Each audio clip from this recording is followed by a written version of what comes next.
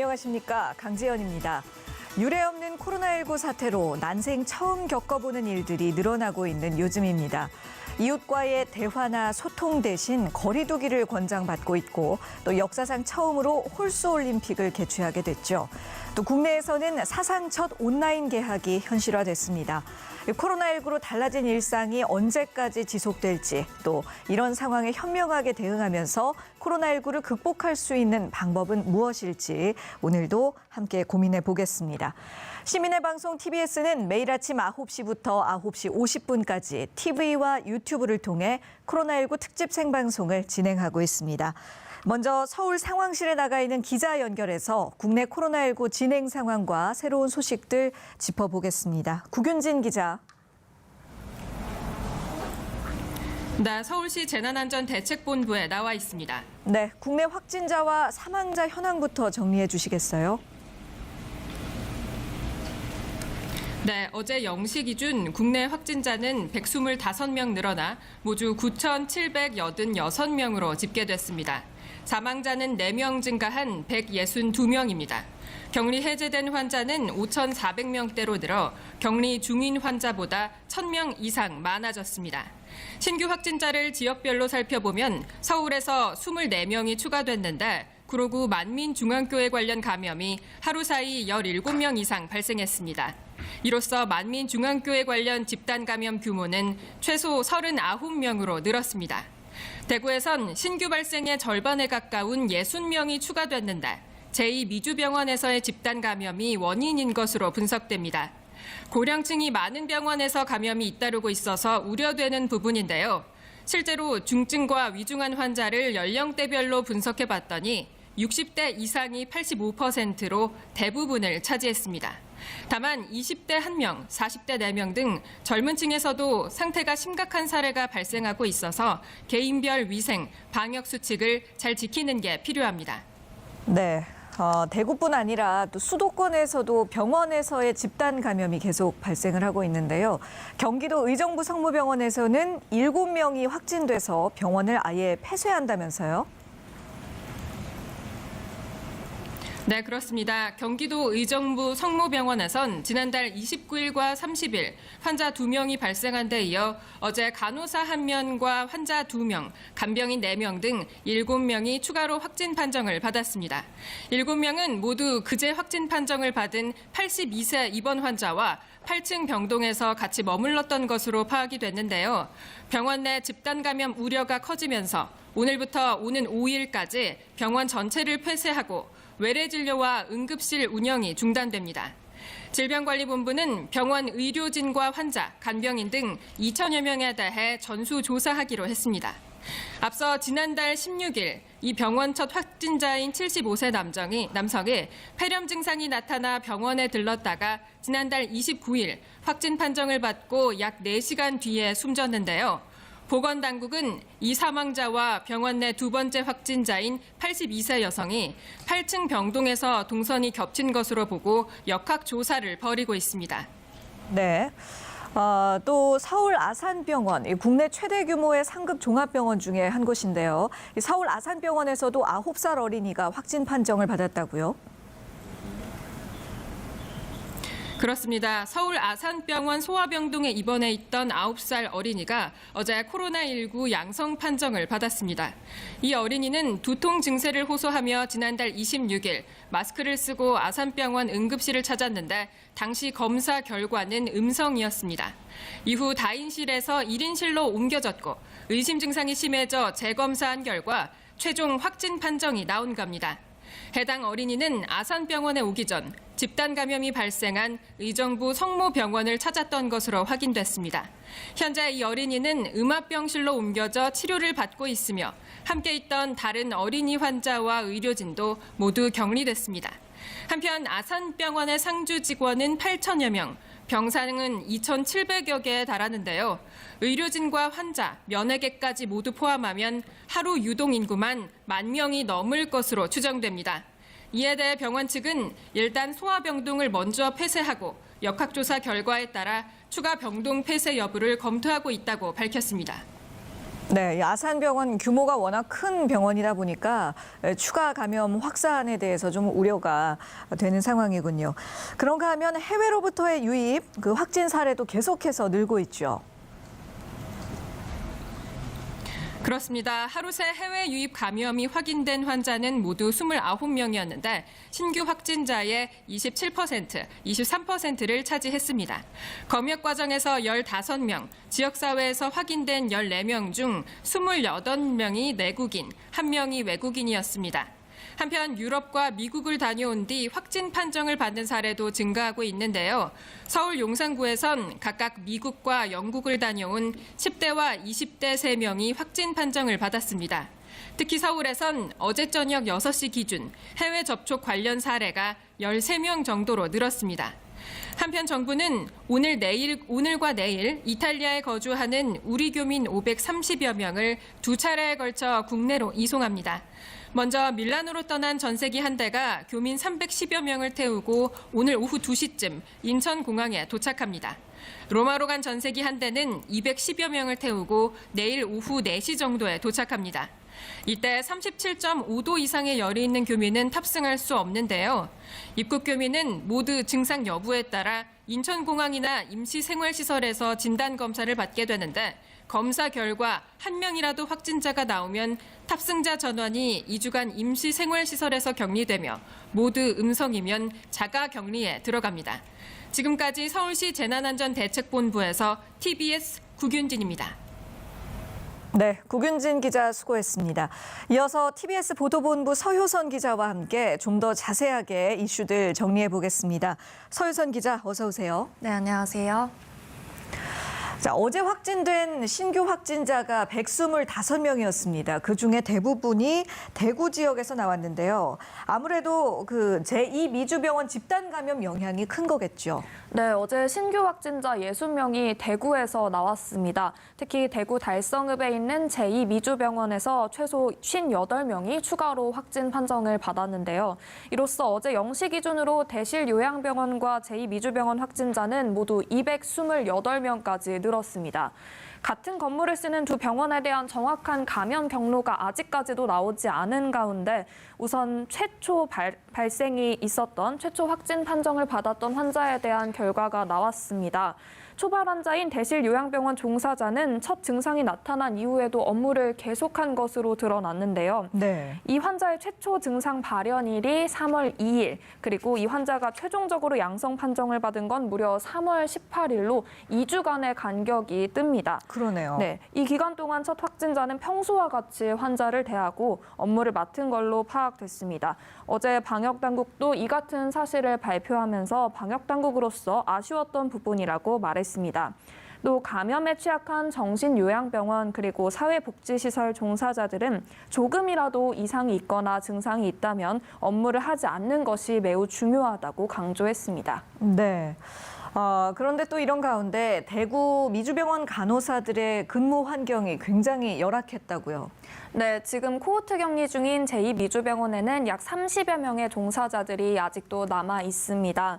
한 병원 간호사는 확진자가 계속해서 늘어나고 있는 상황에서 지금 병원 안에 있는 종사자들과 환자 모두 두려움에 떨고 있다고 소식을 전했는데요. 방역당국이 병실을 격리해서 청정구역을 만들라고는 하지만 현실적으로 그럴 공간도 또 상황도 못 된다고 호소했습니다. 인력 부족도 심각한 것으로 파악됐습니다. 네. 대체 의료진이 충분히 공급되지 않은 채 서류 작업과 환자 이송 업무까지 병원 종사자들이 모두 도맡다 보니 실질적으로 환자를 관리하는 게 너무나 벅찬 상황이 된 겁니다. 또 검체 채취를 반복적으로 하다 보니까 이제 이 채취를 거부하는 환자들도 나타나고 있는데 이 과정에서 몸부림치는 환자를 검체 채취 받게 하기 위해서는 최소 종사자 3명이 달라붙어서 나서야 한다는 상황이라고 또 호소하기도 했습니다. 네. 이렇게 24시간 병원에 갇힌 채로 소파에서 쪽잠을 자면서 고강도 업무를 하다 보니까 종사자들의 면역력이 떨어지는 건 당연한데요. 종사자들 사이에서는 출퇴근이라도 할 수 있게 해달라는 소리가 나오고 있지만 방역당국은 밀접 접촉자인 종사자들도 같이 코호트 격리하는 것이 현재로서는 최선이라는 입장입니다. 네, 그러니까 집에서 출퇴근도 하지 못하고 지금 병원에서 계속 먹고 자고 하면서 환자들을 보고 있는 상황이잖아요. 그런데 또 밀접 접촉자이기 때문에 이걸 또 어떻게 조정을 할 수도 없는 그렇죠. 좀 안타까운 상황이군요. 네, 이런 가운데 방역 당국이 치료법 마련을 위해서 계속해서 노력을 하고 있는데요. 완치자의 혈장 투여를 검토하고 있다면서요? 네, 그렇습니다. 방역당국이 중증 코로나19 환자에게 완치자의 혈장을 투여하는 치료법을 준비하고 있다고 말했는데요. 혈액 속 항체를 수혈하듯이 투입해 치료하는 방법으로 아직 투입 주기나 또 투입량에 대해서는 정확하게 확정되지 않았습니다.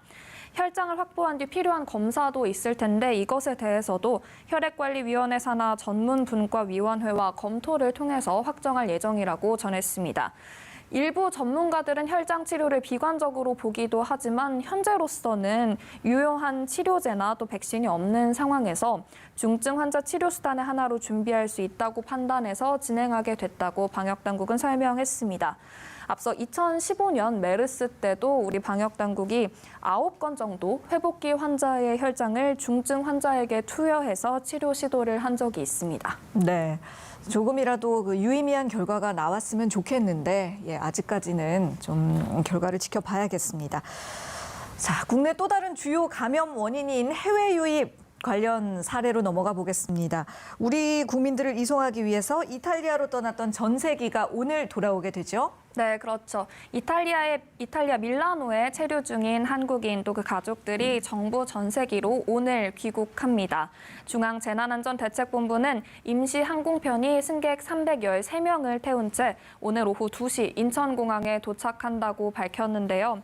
이탈리아 로마에서도 한국인 212명을 태운 전세기가 내일 오후 4시쯤 인천공항을 통해 돌아올 예정입니다. 네, 이렇게 해외에서부터 국내로 들어오는 국민들이 계속해서 늘 것으로 예상이 되는데요. 오늘부터 모든 해외 입국자에 대해서 자가격리가 의무화되죠. 네, 오늘부터입니다. 방역당국이 계속해서 강조하고 또 소식을 알렸는데 오늘 0시부터 외국에서 들어오는 모든 입국자에 대해서 2주간의 자가격리가 의무화됐습니다.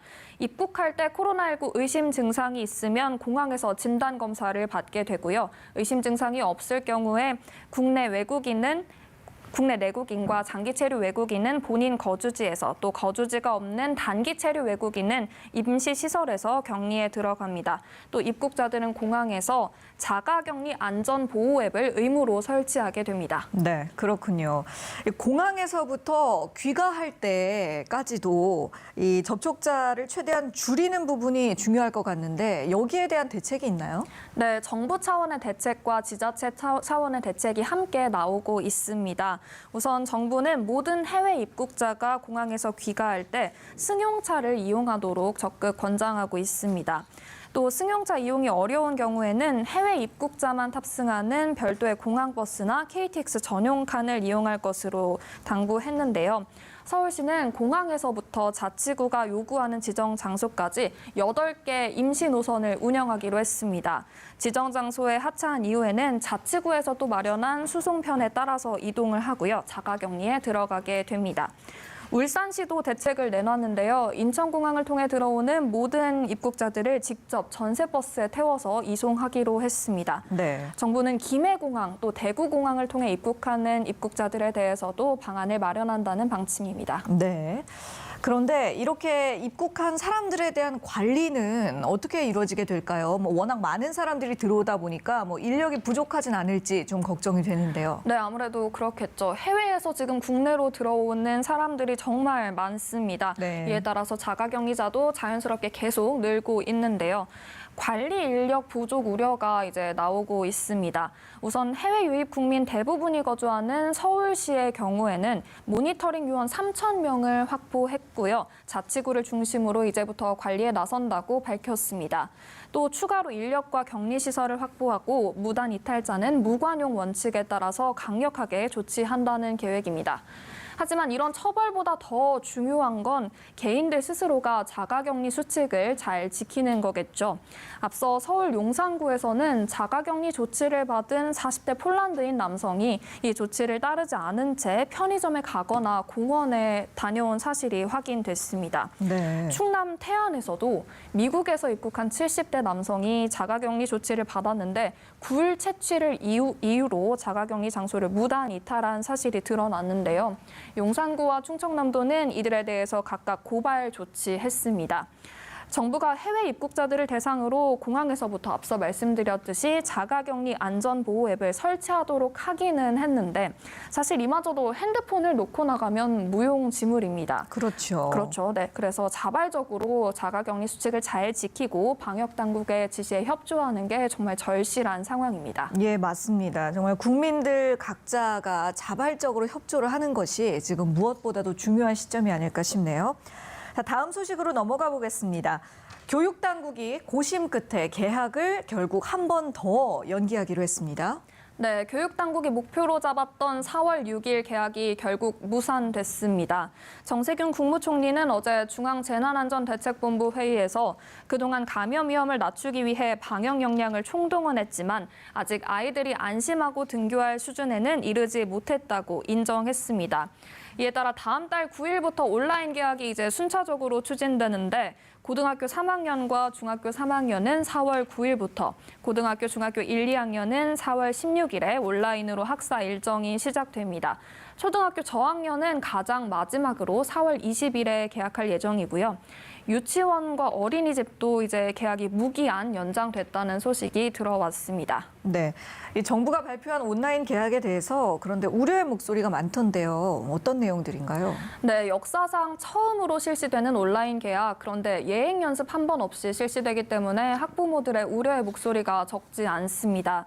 무엇보다 온라인 수업을 들을 스마트 기기가 없는 학생에 대한 지원이 가장 시급한 상황입니다. 네. 교육부는 현재 모든 학교 학생들을 대상으로 스마트 기기 보유 현황을 조사하고 있다면서 중위소득 50% 이하 학생들에게 스마트 기기를 주는 방안을 검토하겠다고 밝혔습니다. 또 맞벌이 부부들은 또 한 번 연기된 개학에 한숨이 늘었습니다. 그렇겠죠. 네, 연간 최장 10일까지 쓸 수 있는 가족 돌봄 휴가는 부부가 번갈아 쓴다고 해도 1년에 최대 20일이 한계입니다. 이 20일 동안의 휴가를 다 쓴 부부가 아이를 돌봐줄 사람을 구하지 못하면 자녀를 각종 학원에 보내야 해서 재정적 부담도 커지는데 또 이 학원이 코로나19 감염 위험에 노출돼 있기 때문에 안심할 수가 없는 상황입니다. 네. 또 집에 컴퓨터는 하나인데 자녀는 2명 이상인 경우도 이럴 때는 수업을 어떻게 듣게 해야 하냐는 당황스럽다는 목소리가 나오고 있고요. 발달장애 학생들도 사실상 온라인 수업이 불가능하고 또 학교와 교사에 따라서 수업질 차이가 날 수 있다는 점도 보완해야 할 점으로 꼽히고 있습니다. 네, 이 순차적인 온라인 개학이 지금 현재 상황에서는 최선의 방책이다라는 데는 뭐 많은 분들이 동의를 하실 것 같습니다만 여전히 보완하고 다듬어야 될 부분들이 아직까지 많은 것 같습니다. 네. 이렇게 개학이 연기되면서 수능을 비롯한 각종 대입 일정의 연기도 불가피해졌는데요. 일정이 앞으로 어떻게 되나요? 네, 우선 당초 11월 19일로 예정됐던 올해 수학능력 시험은 12월 3일로 미뤄졌습니다.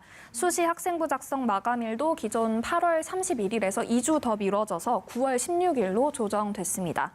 수시와 정시 모집 기간도 각각 2주가량 늦춰집니다. 정부는 구체적인 대입 전형 변경안은 대학과 협의한 뒤에 이달 중으로 발표한다는 계획인데요. 수능 연기에 맞춰서 어제 한국교육과정평가원이 2021학년도 수능 기본 시행 계획도 공개했습니다. EBS 수능 교재와 강의 또 수능 출제 연계는 지난해와 같이 70% 수준을 유지하기로 했고요. 모의평가 결과를 토대로 코로나 사태로 인해 만약 학생들의 학력 수준이 저하된 것으로 파악되면 난이도가 적정하게 유지될 수 있도록 시험 난이도를 조정한다는 방침입니다. 올해 6월과 9월 모의평가는 기존 계획보다 각각 2주씩 연기돼서 6월 18일과 9월 16일에 시행됩니다. 네. 올해는 수능 시험을 12월 초에 치르게 되겠군요. 네. 자, 마지막 이슈로 넘어가겠습니다. 이 정부의 긴급 재난지원금에 대한 국민들의 관심이 며칠째 이어지고 있습니다. 관련 포털이 다운되기까지 했다면서요? 네, 정부가 긴급 재난지원금 지원책을 발표한 이후에 공공복지 서비스와 소득 인정액 셈법을 안내하는 포털 복지로가 다운돼서 접속이 원활하지 않은 상황이 반복되고 있습니다. 지급 기준인 소득 하위 70% 가구, 이것에 대한 궁금증이 커진 것 때문으로 보이는데요. 그만큼 많은 국민들이 지원금 수혜 여부에 관심을 갖고 있는 걸로 짐작됩니다. 네. 구윤철 기획재정부 2차관은 앞서 언론과 인터뷰에서 소득 하위 70% 정도는 소득 기준으로는 150% 정도, 4인 가구 기준으로는 월 710만 원 수준이라고 설명했습니다. 예. 정확하게 산정 기준이 나올 때까지는 이런 혼란이 계속될 것으로 예상이 되는데 언제쯤 이게 정확하게 기준이 나오게 될까요? 네, 정부가 정확한 지원금 산정 기준은 다음 주까지 결정해서 발표한다는 방침입니다. 우선 지금까지 정부가 언급한 기준 두 가지가 있는데 바로 합리성 그리고 신속성입니다. 지급 대상의 경제적인 능력을 반영하는 합리성을 담보하고 또 시급한 사항인 만큼 단시간 내에 시행할 수 있도록 해야 한다는 건데요. 우선 지금 정부가 고민하고 있는 건 건강보험료를 기준으로 산정하면 신속하게 집행은 할 수 있지만 종합적인 계산을 충분히 고려할 수는 없다는 게 문제고 네. 또 소득 재산을 기준으로 하면 객관적인 경제력은 파악할 수 있는데 시간이 오래 걸린다는 한계가 있다고 설명했습니다. 소득 기준 시점에 대해서도 궁금증이 많으실 텐데요. 단기간 내에 소득이 급감해서 지원 대상에 포함되지 못할 경우에는 추후에 이의 신청을 통한 구제 방법을 함께 검토하겠다고 정부는 설명했습니다. 네, 잘 알겠습니다. TBS 보도본부 서효선 기자와 이야기 나눴습니다. 수고하셨습니다. 지금 여러분께서는 TBS 코로나19 특집 생방송을 시청하고 계십니다.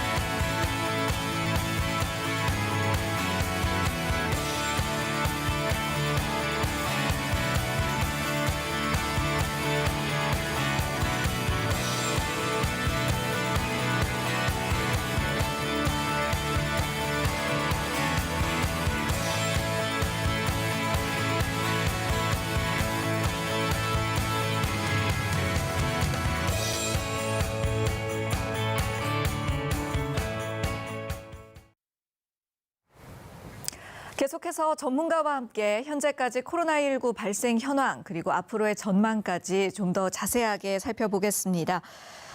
오늘은 먼저 신상엽 감염내과 전문의 자리해 주셨습니다. 어서 오십시오. 네, 안녕하세요. 그리고 김원식 평론가도 함께하십니다. 안녕하십니까? 네, 안녕하십니까?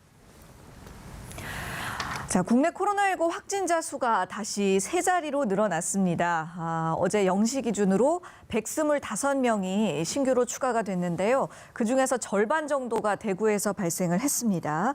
특히 제2미주병원에서 추가 확진자가 대거 늘어났기 때문인데 이게 지금 국내 집단 감염 사례 중에 최다라고요? 네, 그렇습니다. 그전 같은 경우는 청도 대남병원 같은 경우가 이제 발생이 됐었는데 네. 한 120명 정도였었죠. 그런데 이번에 누적 확진 환자가 제2미주병원에서 이제 133명이 나와서 네. 대남병원을 이제 추월한 그런 상황이 됐습니다. 근데 이제 이번에 이제 문제가 된 게 대실 요양병원하고 이번에 제2미주 병원이 같은 건물을 쓰고 있기 때문에 그렇죠. 예. 대실 요양병원이 37층 그리고 제2미주 병원이 8에서 11층을 같이 쓰고 있기 때문에 이번에 이제 많이 발생했다 이렇게 얘기를 하고 있거든요. 일단 기본적으로 온돌식 방에 이제 한 8에서 10명 정도가 이렇게 같이 사용하고 있기 때문에 집단 감염이 된 거 아닌가 이렇게 얘기를 하고 있는데 이게 청도 대남병원 같은 경우도 이런 식의 구조였었거든요. 네. 그래서 특히나 이제 정신병동이었기 때문에 뭐 환기도 잘 안 시키고 폐쇄적이라서 확진자가 더 많았던 것으로 그랬기 때문에 뭐 장애인계에서도 계속 요구를 하고 있지만 이런 정신병동에 관련된 엄밀한 더 조사 그리고 관리가 필요하다는 그런 사례를 또 남겼습니다. 예, 지금 짚어주신 대로 같은 건물을 쓰는 대실 요양병원까지 합하면 그 한 건물에서 총 228명의 확진자가 지금까지 발생을 했는데요. 이렇게까지 급격하게 감염이 확산된 이유는 뭐 때문이라고 생각하십니까? 뭐 일단 두 가지 요인이 있을 것 같은데요. 이제 지금까지 코로나19 감염을 보면 이제 그 밀집된 공간에서 많은 사람들이 이제 밀접하게 접촉하는 뭐 교회나 콜센터나 이런 이제 요양병원 등에서 계속 집단 발병이 이루어져 왔거든요. 네. 그래서 이런 좁은 공간에서 환기가 잘 안 되는 곳에서는 그 안에 환자가 한두 명이라도 생기게 되면 교차 감염에 의해서 빠르게 전파가 되고 환기가 안 되면서 바이러스 농도가 그 실내에 높아지면서 조금만 접촉해도 그 공간에 있는 사람들 대부분이 감염되게 됩니다. 예. 그리고 또 하나의 요인은 이제 첫 환자 또 지표 환자라고 부르는데 너무 늦게 발견이 되면서 거의 보름 가까이를 증상이 있는 상태로 이제 근무하는 그 요양병원 그 종사자를 통해서 또 여러 층으로 이제 전파가 이제 확대되는 그런 양상을 보이게 됐던 것 같습니다. 네, 그렇군요. 그런가 하면 이제 수도권 병원에서도 또 코로나19 확진자가 발생을 했는데요. 서울 아산병원 소아병동에 있던 9살 여자 어린이가 확진 판정을 받으면서 이게 또 대규모 집단 감염으로 이어지지는 않을까 우려가 큽니다. 특히 이 아산병원 같은 경우는 국내 최대 규모의 병상을 갖춘 병원이다 보니까 더 걱정이 되는데 어떻게 보십니까? 네, 지금 굉장히 걱정되는 부분이 있습니다. 이제 뭐 시작은 뭐 3월 15일에 의정부 성모병원에 80대 환자가 뭐 결핵으로 입원을 했다가 이제 3월 32일에 이제 진단을 받게 되셨는데 네. 지금 이제 아산병원에는 이제 9세 하나가 이제 3월 25일에 의정부 성모병원에 들렸었고 3월 26일부터 이제 아산병원에서 이제 입원해 있는 과정에서 첫 이제 응급실에서 검사했을 때는 이제 코로나19 검사는 음성이었는데 이 위험한 병원을 다녀왔다는 것들 나중에 알고 이제 검사를 해서 이제 어제 발견되지 않았습니까? 근데 이런 이제 큰 병원에서 이제 환자가 오랜 기간 동안 입원하게 되면 그와 접촉한 사람들을 통해서 이제 상대적으로 이제 나이도 많고 건강 상태도 안 좋은 분들이 많은 그런 병원에서 이제 집단 감염이 우려가 되기 때문에 관련해서 이제 빠른 역학조사와 이제 그런 방역이 필요한 상황이라고 봅니다. 네. 이런 산발적인 집단 감염 발생과 더불어서 최근에 수도권의 확진자 증가세가 또 특히나 두드러지고 있거든요. 전반적으로 어떻게 분석을 하시는지요? 네, 서울 확진자가 지금 473명 정도 이렇게 됐습니다. 그래서 만민중앙교회하고 또 해외 확진자가 계속 속출하게 되면서 이제 증가세에 여전히 있게 되는데요. 네. 그런데 이제 문제는 해외에서 유입되는 이제 코로나 확진자가 늘어나고 있는 건데 무엇보다도 강남 3구에 많이 집중되어 있는 것이죠. 근데 그 이유는 뭐냐면 아무래도 이제 강남 3구의 출신들이 해외에 나가 있으시다가 예. 국내에 이제 들어오시는 거고요. 많이 지적드렸었지만 해외에서 유입하시는 분들의 90% 이상이 우리 이제 국민들이기 때문에 그 네. 가운데 수도권 출신들이 많이 집중되어 있어서 특히 이제 서울의 어떤 방역 시스템이 굉장히 중요해졌다고 볼 수가 있겠고요. 그래서 이 해외 유입 총 518명 가운데에 지금 수도권의 한 22.8%에 달하고 있고 전국적으로는 한 5.3%밖에 안 되기 때문에 이런 통계치를 보더라도 이 서울과 수도권에서 굉장히 긴장하고 방역을 좀 철저하게 해야 된다. 이렇게 이제 볼 수가 있겠고 특히 해외에 이제 유학생들이 많이 나가 계시거든요. 근데 네. 이 좀 활발하게 많이 이제 활동을 하는 가운데 있어서 이 뭐 확진자가 될 가능성이 높기 때문에 좀 더 특별한 관리가 좀 필요하다 볼 수 있겠습니다. 네, 맞습니다. 그래서 오늘부터 해외로부터의 감염 사례를 줄이기 위해서 국내에 들어오는 모든 해외 입국자를 대상으로 2주 동안 의무 격리가 시행이 됩니다. 정부가 이렇게 방역 강도를 점점 높이고 있는 모습인데 또 일각에서는 이미 좀 늦은 게 아닌가 이런 평가도 나오고 있고 어떻게 보시는지요? 뭐 일단 시기적으로는 뭐 적절했다고 생각이 되고요. 네. 지금 그 국내에 이제 코로나19 유행이 이제 초창기 이제 대구 대유행을 지나고 나서는 주로 이제 고위험 시설 중심으로 이제 산발적인 이제 집단 발병 양상을 보이고 있었는데 최근 들어와서 이제 뭐 이제 북미나 유럽 중심으로 이제 입국자들을 통해서 이제 많은 새로운 환자들이 나타나고 있었거든요. 근데 더 문제가 지금 이제 동남아나 일본 또 심지어는 남반구에서까지도 지역사회 유행이 진행이 되고 있고 그 지역 지역이 얼마나 위험한지 위험도를 제대로 평가하기가 어려운 상황입니다. 네. 그런 과정에서 이제 다른 나라들에서도 이제 환자들이 입국을 하고 있어서 결국은 이제 우리나라 들어왔을 때 그런 분들이 지역사회 유행을 시키지 않기 위해서는 코로나19의 잠복기인 한 14일 정도는 자가격리 상태에서 증상 여부 확인하고 안전성을 담보한 이후에 네. 우리나라 지역사회에 진입을 해야만 이제 어느 정도 그 방역에 있어서 도움도 되고 지역사회를 지킬 수 있기 때문에 지금 시의적절한 조치라고 생각합니다. 네, 맞는 말씀입니다. 자가격리 조치는 뭐 당연한 그런 조치였습니다만 하루에 7,000명씩이 입국을 하는 상황이다 보니까 자가격리 대상자도 그만큼 늘어날 수밖에 없단 말이죠. 그래서 자가격리를 당연히 하되 현실적으로 또 얼마나 효과적으로 관리하는지가 관건인데 지금 인력으로 이게 가능할까요? 네, 사실 이게 지자체로 공이 넘어간 셈이 됐거든요. 지자체 네. 중에서도 아까 말씀드린 대로 서울이 발등에 이제 불이 떨어지는 상황이고, 왜냐하면 이 자가격리자들을 이제 공무원과 매칭을 시켜가지고 관리하도록 하는데 네. 예, 말씀하셨듯이 뭐 7,000명, 수천 명이 늘어나고 있는 그런 상황이어서 과연 인력으로 확보할 수 있겠는가 이런 이제 지적이 나올 수밖에 없는데요. 네. 그렇지만 이제 자가격리 앱을 설치하지 않으면 입국 자체가 이제 불가능하기 때문에 결국 이걸 철저하게 또 해야 되고요. 또 이 안전신문고라고 그래가지고 지역 주민들의 신고를 좀 호소하고 있습니다.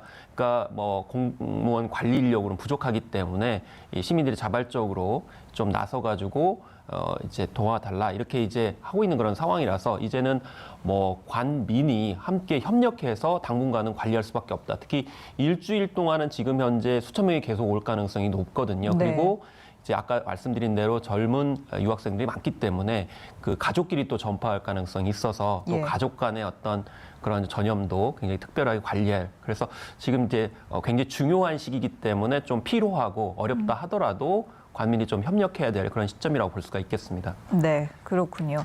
어제 문재인 대통령이 국무회의에서 이런 말을 했습니다. 작은 구멍 하나가 둑을 무너뜨린다라고 이야기를 했는데 아무래도 최근 들어서 자가격리 중에 그 수칙을 지키지 않고 이탈하는 사례가 자꾸 발생을 하다 보니 그런 부분을 염두에 두고 한 발언이 아닐까 추측이 되는데요. 역시나 가장 중요한 건 그 개개인이 좀 자발적으로 자가격리 수칙을 잘 지키는 게 아닐까 싶어요. 네, 맞습니다. 지금 뭐 격리가 되셨다는 의미는 이제 코로나19 환자이거나 감염의 위험이 있는 분들이지 않습니까? 네. 이제 이런 분들이 지역사회에 나가서 이제 만약에 돌아다니시게 되면 지역사회에 이제 다른 감염의 그런 단초가 될 수 있거든요. 그래서 이제 방역당국에서 이제 격리를 하실 때 그 생활 지침들을 알려드립니다. 이제 주로 이제 독립된 공간에서 홀로 생활을 하시고 네. 가족들과도 이제 최대한 접촉을 피하고 뭐 식사도 혼자 하시고 화장실 사용이나 그런 것들도 이제 시간을 가리고 또 잘 소독하고 이런 여러 가지 그런 기본적인 방역 수칙을 잘 지켜주셔야지만 본인도 도움이 되고 이제 지역사회 감염이 이제 전파되는 것도 막을 수 있기 때문에 반드시 쭉 지켜주셨으면 좋겠습니다. 예. 지금까지 짚어본 것처럼 집단 감염 사례에 또 해외 유입까지 코로나19의 재확산 가능성이 도처에 널려 있기 때문에 4월 6일로 원래 예정됐던 개학도 한 차례 더 연기가 됐습니다. 사상 초유의 온라인 개학을 눈앞에 두고 있는데요. 학습권과 안전 사이의 절충안이다. 이렇게 볼 수 있을 것 같습니다. 두 분 의견 궁금한데요. 네, 일단 뭐 온라인 계약을 선택을 했습니다. 그래서 온라인 계약이라는 건 결국 온라인으로 수업을 하는 것이고, 네. 물론 이제 물리적인 어떤 접촉은 아니긴 하지만은 이제 그런 이제 트래픽이라든지 이런 문제를 이제 최소화하기 위해서 뭐 고3, 중3부터 이렇게 해서 이제 초등학교 1학년, 3학년까지 나중에 순차적으로 하는 것은 분산 차원에서 효과가 있다고 생각이 드는데요. 네네. 그렇지만 제가 전제 조건으로 좀 말씀드릴 것은 이 온라인 수업은 그냥 단적으로 말하면 불편함이 있을 수밖에 없고요. 예. 완벽할 수가 없다는 점을 일단 공유를 해야 됩니다. 다만 문제는 이게 차별적인 어떤 수준이 될 수 있는 거죠. 잘하는 학교, 못하는 학교가 있을 수 있고 또 계층적으로 뭐 스마트폰뿐만 아니고 이제 디바이스가 굉장히 불균형하게 되고 있기 때문에 이제 네네. 정부 쪽에서는 그런 것들을 대여하거나 뭐 조치를 취하겠다, 심지어는 뭐 원활하게 통신비를까지도 이제 지원하겠다 이렇게 밝히고 있는데 어쨌든 교육 격차와 박탈감을 최소화하는 노력들이 일단 중요한데 저는 기본적으로 이 콘텐츠가 제공된다 하더라도 당장의 원격 라이브 수업에만 너무 초점을 맞추는 것을 좀 벗어나야 된다. 그러니까 지금은 학사 일정 때문에 어쩔 수 없이 소화를 하지만 네. 나중에 뭐 끊김이라든지 대대로 수업 수업을 받지 못했을 경우에는 보강이나 보충 수업을 통해 가지고 충분히 학습권을 보장하는 것이 필요하고요. 네. 또 이런 이제 강의 혹은 교육 내용들을 좀 녹화를 해가지고 나중에 언제라도 접근해가지고 미진한 부분들을 보충할 수 있도록 마련하는 것이 이 온라인 계약이 가지고 있는 단점들을 좀 최소화하는 방안이 아닌가 싶습니다. 예, 그러니까 그 라이브로 실시간 수업 방식으로만 할 것이 네. 아니라 충분히 보강이나 보충이 가능하도록 녹화된 영상도 함께 활용을 해야 한다는 네, 말씀이신 거죠. 신상엽 선생님 생각은 어떠십니까? 저희가 지금 뭐 강화된 사회적 거리두기를 하고 있지만 아직은 뭐 지역사회에서 고위험 시설 중심으로 이제 계속 감염이 생기고 있고 최근 들어서는 이제 해외 유입한 분들의 이제 사례들도 늘어나고 있는 상황이었기 때문에 4월 6일에 사실 뭐 방역의 견지에서는 바로 등교하는 계약을 하기는 이제 어려웠던 것이 사실입니다. 그래서 네. 이제 그 이제 절충점으로 찾은 것이 이제 가능하면 이제 온라인으로 이제 일단 아이들의 학습권이 있기 때문에 뭐 마냥 늦출 수도 없는 거고요. 그래서 네. 학습권을 보장하는 차원에서 온라인으로라도 일단 이제 최대한 빨리 준비를 해서 이제 계약을 하고 그 과정에서 이제 그 감염 그 병의 이제 유행의 추이를 봐가면서 이제 오프라인 계약을 이제 순차적으로 시도하는 것 자체는 어느 정도 그런 완충 작용에 있어서는 도움이 될 거라고 생각을 하고요. 예. 이제 결국 이제 유행의 이제 그 경향성이 어떠냐에 따라서 그 시기들은 앞으로 좀 조정이 필요할 거로 생각이 됩니다. 네, 알겠습니다. 김원식 평론가께 한 가지 더 질문을 드리겠는데요. 조금 전에 말씀해 주신 뭐 연결이 끊어진다거나 시스템에 오류가 난다거나 이런 수업 진행에 있어서의 시행착오도 물론 있을 테지만 또 아이들의 연령대에 따라서 그리고 그 아이들의 부모님들이 느끼는 온도차가 분명히 존재를 할 것 같거든요. 네, 그렇습니다. 사실 이게 우리나라만 그런 게 아니고요. 뭐 유럽이나 미국 같은 경우에도 이 학부모들이 굉장히 스트레스를 많이 받고 있습니다. 심지어는 뭐 다자녀 있는 경우도 있고 맞벌이 부부 같은 경우도 마찬가지이고요. 또 지적하신 것처럼 뭐 이제 고등학교 3학년이나 중학교 3학년 같은 경우 어느 정도 자기가 헤쳐나갈 수 있지만 이제 초등학교 저학년 같은 경우는 자기 스스로 학습을 할 수 없는 측면이 많이 있거든요. 그러게요. 그렇기 때문에 만약에 교육 당국에서 지원을 한다 하더라도 그런 여건에 따라서 다르게 좀 세심하게 이제 접근하는 것이 필요하다고 볼 수가 있겠습니다. 저학년일수록 또 맞벌이 부부일수록 좀 더 케어할 수가 없는 부분이라서 실제 인력들이나 이제 지원들 여기에 좀 초점을 맞춰야 되고요. 나중에라도 좀 더 이제 보강이 이루어지는 수업들이 이루어져야 된다고 볼 수가 있는 것이겠죠. 네. 신상엽 선생님께도 한 말씀 더 부탁드리겠습니다.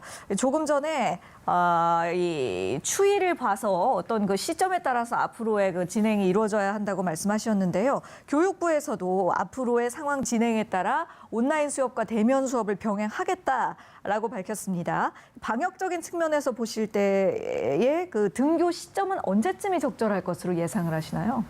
이제 등교 시점 같은 경우는 일단 지금 아직은 우리나라 고위험 시설 중심으로의 이제 산발적 유행이 계속이 되고 있는데요.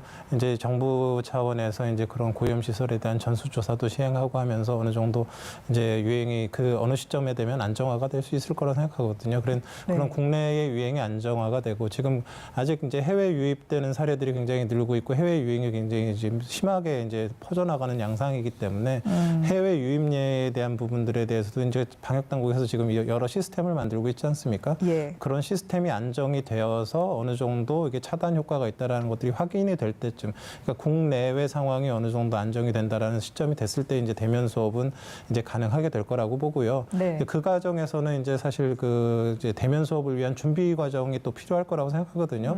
그래서 이제 정부 당국과 이제 교육부와 이제 방역 당국이 같이 이제 토론을 하게 될 텐데 지금 이제 대부분의 나라들이 지금 계약을 못 하고 이제 있는 상황이긴 한데 지금 몇몇 나라들이 계약을 한 나라들이 있습니다. 뭐 예를 들면 대만이나 뭐 호주나 싱가포르나 이제 이런 나라들은 어찌 보면 그런 유행의 상황에서 계약을 했기 때문에 관련해서 시행착오도 겪을 거고 이게 효과적이다라는 그런 이제 어떤 효율성들도 이제 확인이 되는 부분들이 있을 것 같습니다. 그래서 예. 해외의 사례들도 한번 잘 점검해가면서 같이 준비를 했으면 좋겠습니다. 네.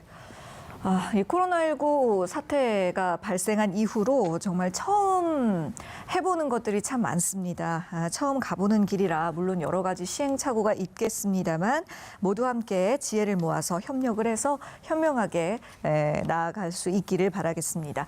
자, 이번에는 해외 상황으로 눈을 좀 돌려보겠는데요. 전 세계 확진자가 계속해서 늘고 있습니다. 특히 미국에서는 대응을 아무리 잘해도 20만 명이 사망할 거라는 암울한 전망이 나오기도 했는데 어떻게 생각하시는지 궁금하네요. 네, 그래서 처음에는 한 220만 명 정도가 사망할 것이다라고 보좌관 그 전문가 그룹들이 충고를 했다고 그래요. 근데 그 이후에 뭐 잘해도 20만 명이 사망할 것이다 이렇게 또 보좌관이 얘기를 했는데 사실 트럼프 대통령 같은 경우는 지금 재선을 앞두고 있기 때문에 경제적인 어떤 성과 이런 부분에 있어서 굉장히 관심을 갖고 있었기 때문에 사회적 거리 두기를 이제 해제를 하려고 그랬었죠. 그런데 말씀하신 것처럼 대응을 잘해도 20만 명 이상이 사망할 것이다라고 또 보좌관이 얘기를 하니까 사회적 거리두기를 한 차례 연장을 한 그런 상황이거든요. 근데 사실 이 집단 면역 시스템을 뭐 스웨덴 같은 경우가 이렇게 시도를 하고 있지만 지금 많은 전문가들은 우려하고 있는 그런 상황이거든요. 왜냐하면 중간에 치명적인 어떤 사망자들이 많이 나올 수 있기 때문이죠. 그래서 미국 같은 경우에도 집단 면역으로 할 수 없는 것은 그 두 가지입니다. 하나는 경제적인 뭐 부분에 있어서 뭐 이제 굉장히 또 고려해야 될 점도 있고 또 사망자가 굉장히 나오게 되면 트럼프 대통령 같은 경우에는 이 재선에 타격이 있기 때문에 결과적으로는 사회적 거리두기를 한 번 더 연장을 하는 그런 상황으로 간 것입니다. 그래서 어쨌든 미국이 차지하는 어떤 세계적인 위상이라든지 입지 그리고 정치적인 변수 때문에 이렇게 이제 한 번 더 연장을 한 건데 사실 뭐 정치적인 변수가 아니더라 하더라도요. 당장에 이제 위험한 그런 골든타임에는 적절한 사회적 거리두기가 굉장히 중요하다는 것을 미국이 또 보여주고 있습니다. 예, 잘 알겠습니다. 결국에는 코로나19를 종식시키려면 치료제, 백신 개발이 가장 큰 숙제가 아닐까 싶은데요. 어제 중앙방역대책본부에서 완치자의 혈장을 치료에 사용하는 지침을 마련 중이다. 이렇게 밝혔습니다. 앞서서 그 TBS 서유선 기자와도 잠시 이야기를 나눈 내용인데요. 이전에도 이런 방법을 사용했던 적이 있다고 하는데 이번에는 치료 효과가 얼마나 있을 것으로 보시나요? 그래서 이제 병에서 회복된 코로나19 환자의 혈청에는 이제 중화항체라는 게 있습니다. 근데 이제 중화항체가 뭔지 조금 설명을 드리면은요. 이 바이러스라는 거는 스스로 생존을 못하기 때문에 숙주 세포 안에 들어가야만 이제 생존이 가능합니다. 근데 그 아무 세포에나 막 들어갈 수 있는 게 아니라 바이러스 밖에 있는 단백질이 이제 열쇠라 그러면 그 세포에는 자물쇠 구조가 있어서 그게 딱 들어맞아야만 들어갈 수가 있거든요. 그래서 코로나19 같은 경우는 이제 스파이크 단백질이라는 게 이제 열쇠고 이제 그 숙주 세포에는 이제 안지오텐신 컨버팅 엔자임이라는 곳이 이제 그 자물쇠로 작용을 하는데요. 이 항체 항체가 생기면 이 스파이크 단백질을 이렇게 감싸버립니다. 그 항체가. 그러면 숙주 안으로 들어갈 수가 없거든요. 열쇠가 열리질 않습니다. 그러면 이 바이러스는 이제 결국 죽어버릴 수밖에 없기 때문에 이제 치료가 되는 거거든요. 이제 환자에서 회복한 그 혈청에는 그런 그 열쇠를 막아버리는 이제 중화항체가 있을 가능성이 있기 때문에 이걸 잘 정제를 해가지고 회복한 환자한테서 이제 잘 정제를 해서 지금 환자한테서 이제 투여를 하게 되면 어느 정도 이제 효과를 누릴 수 있다라는 그런 이제 이론상으로는 그런 배경이 있는데요. 과거에 이제 메르스 때도 뭐 한 9명 정도에서 이제 혈장 치료를 투여를 해봤었는데 이렇게 효과가 아주 뭐 뛰어나다기보다는 그래도 이제 지금 아직 마땅한 치료제가 없는 상황에서 이론적인 효과를 이제 기대할 수 있는 그런 치료를 시도해 보는 거는 이제 충분한 의미가 있고 또 이런 것들이 이제 잘 정제가 돼서 사용돼서 또 실제 효과가 있을 수도 있기 때문에 관련된 연구들과 시도들이 앞으로 계속될 것으로 생각이 됩니다. 네, 그럼 메르스 때는 큰 효과가 없다고 하셨었는데 이번 코로나에 관련해서 한번 그 적용을 했을 때도 가능성이 그럼 반반 정도인가요, 아직? 메르스 때도 뭐 효과가 없었다라는 게 아니라 그게 어느 정도 이렇게 특효약처럼의 그런 뭐 큰 효과를 기대하지는 못했지만 즉각적인 효과는 없었다. 어느 정도의 도움이 될 수 있을 거라는 이론적 근거도 있고 그렇기 때문에 잘 정리해서 오염이 되지 않게 잘 투여만 한다 그러면 어느 정도 도움은 얻을 수 있을 거라 생각하고요. 근데 코로나19는 또 신종이기 때문에 또 다른 양상을 보일 수가 있어서 굉장히 이제 뭐 말씀드리긴 좀 조심스럽습니다. 네, 그렇군요. 자, 코로나19로 정말 모든 국민들이 힘겨운 시간을 보내고 있지만 또 가장 피해가 큰 분들이 소상공인일 텐데요. 정부도 그래서 다양한 지원책을 내놓고 있는데 시민들이 또 직접 나서서 소상공인들을 응원하고 있다고요? 네, 그렇습니다. 이제 착한 소비자 운동이라는 측면에서 접근을 하고 있습니다.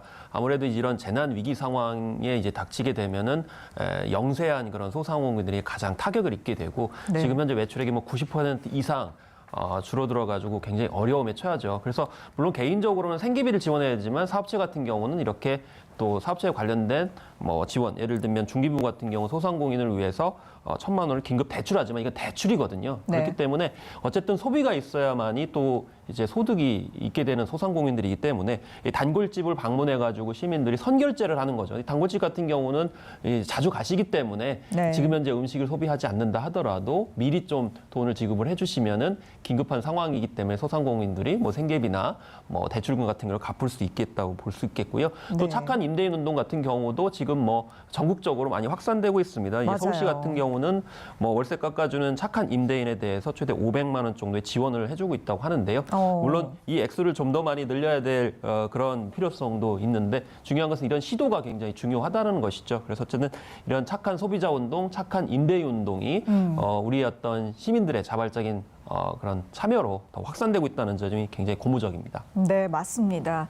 이렇게 많은 분들이 마음을 나누면서 코로나19를 함께 지혜롭게 이겨나가고 있습니다만 사회적 거리두기가 길어지면서 스트레스와 우울감을 호소하는 분들이 많아지고 있는 것도 또한 사실이거든요.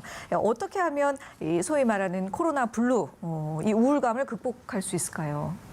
글쎄 이제 뭐 많은 분들이 이제 사회적 거리두기를 하시면서 이제 코로나 블루라고 하는 이제 그 우울감 뭐 이런 걸 호소하시는 분들이 많은데요.